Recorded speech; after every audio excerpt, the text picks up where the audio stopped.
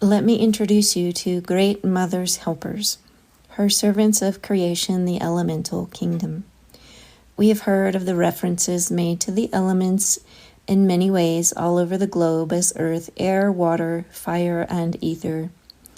Material science, of course, can recognize that fire is thermal energy, or see that water is a molecular liquid substance, or air is matter in gaseous form, and earth are the minerals of the elemental table. We even use the term elemental in this understanding of the chart of the elements. However, there's a gigantic disconnect in this material science understanding.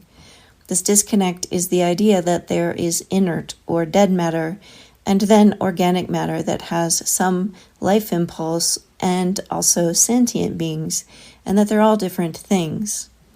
Every particle of form and non-form creation has divine intelligence coded inside of it. There's no such thing as anything being inert or non-sentient, or of dead empty space, no matter how lifeless it may appear to our five senses. Source geometry and intelligence is omnipresent. While our bodies contain all the elements in their construction and constitution, we are in essence water beings. We've already learned that the percentage of water in our bodies at the molecular level is 99%. At a subatomic level, we mirror the rest of creation with mostly empty space called ether, being predominant between our atoms, electrons, protons, and neutrons. Material science calls this mysterious empty substance that they know is there but they can't see or explain dark matter, because much like science can't see the higher layers of DNA coding, this so-called dark matter appears as a void of nothingness to the 3D perception. Ether is a form of spiritual plasma water. It's what water is in its origin point. Etheric plasma or etheric plasma water is the stuff of creation. It's present everywhere and in everything, and is the underlying invisible light and energy matrix that holds and connects all of creation together. This implies that our body composition and construction is composed overwhelmingly of etheric plasma and liquid crystal water molecules. With a molecular water level this high, that makes us overwhelmingly a water being. We may breathe air, but we're made predominantly of water, and air is a differentiated form of ether too. It's part of the etheric plasma. Can you see how an understanding of what life actually is and its origins changes the way we may view everything around us, including ourselves? To understand ourselves as human beings would require then a deep dive into the wisdom of the water within you. It would require a new understanding of who and what you think you are, and what the world we experience with our senses all around us actually is. Water is a fascinating creature. It's one of the most misunderstood yet powerful beings that we have the honor of interacting, living with, and being. We do comprehend at least that without water, life as we understand it is simply not possible. The spirit of water contains the entire blueprint of the God particle. All the power that ever is and ever was is present in the potentials of water. It's truly an immense teacher and guide for our understanding. While nature possesses and harnesses all the potentials of divine power, its differentiated role and purpose is to create a backdrop for the evolution of creator consciousness. That's you, human being. You are a divine creator being with free will to create. That means nature does not have free will. The elemental kingdoms are in service to the universal divine plan of creation. Yes, of course, elementals are going through an evolutionary process of their own, but it's unique from human purpose and design. The job of the elementals on a free will planet with unconscious humans walking around, forgetting that they're infinite creator beings, is to reflect the level of consciousness of the collective of humanity back to them, so they can experience contrast and grow and learn. When you look around at the chaos, suffering, and environmental devastation on our planet, I think you can begin to understand the elemental's great challenge and service at this time. Water gives us a glimpse into all natural systems and how they function or are organized, and this includes our own human bodies and human consciousness, which all possess this potential. In a matured state known as living water, water is able to sustain life systems in coherence and perpetual regeneration, which creates an endurance and stability in all life forms it supports within its liquid crystalline lattices.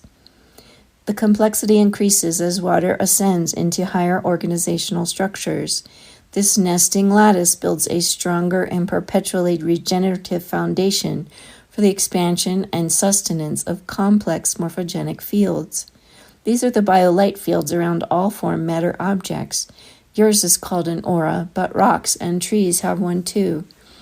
As ether densifies from undifferentiated primal spiritual light, it compresses this light into dense form, which is more fixed and immovable.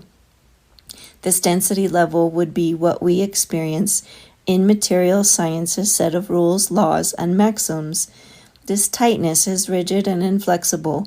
It separates and defines itself more distinctly, and it's not as easily mixed or joined with other differentiations beyond a preset grouping of third density rules and the laws of physics.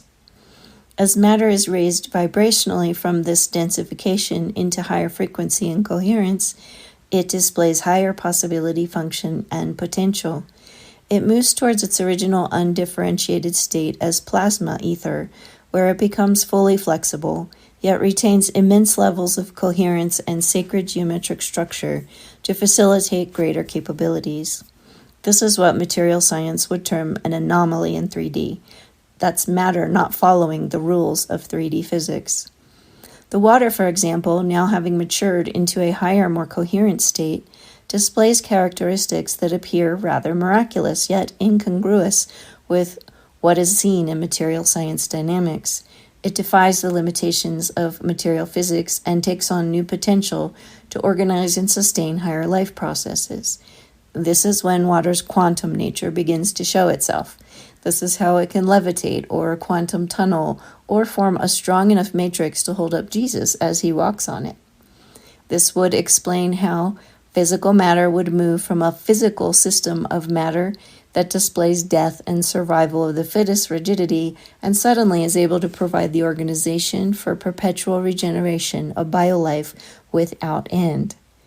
Many of the highest and most miraculous of planetary waters and springs are also woven together with cosmic multidimensional flow patterns and gateways of higher vibrational frequency beyond what the Earth generally carries in its current densified state. They are also situated on strong telluric earth flows from below that enhance their radiant living qualities. These sacred power points are etheric rivers carrying higher potentials of life creation information. They are guarded by elemental spirits of varying sorts and often have human guardians attuned to their protection. They assist in maintaining the earth in a state that can support life despite its massive collective energetic distortion fields of imbalance when in a low-density 3D state. These power points align with the places of intersection on the Earth's ley lines and grid fields, called nodes or nodules, which amplifies their coherence to varying degrees. While the structured coherence of the water will vary from spring to spring, it is our best source of structured, yin-charged, living water activated with the highest coherence and spiritual energetic potentials. Isn't water a blessing and a miracle? This concludes our Activating Your Inner Crystal Waters Master Course. Congratulations! I hope I've opened your eyes to new and amazing ways for you to see, live with, and become pure watery love as you release your own density and you draw in higher frequencies of light to activate your own inner crystal waters.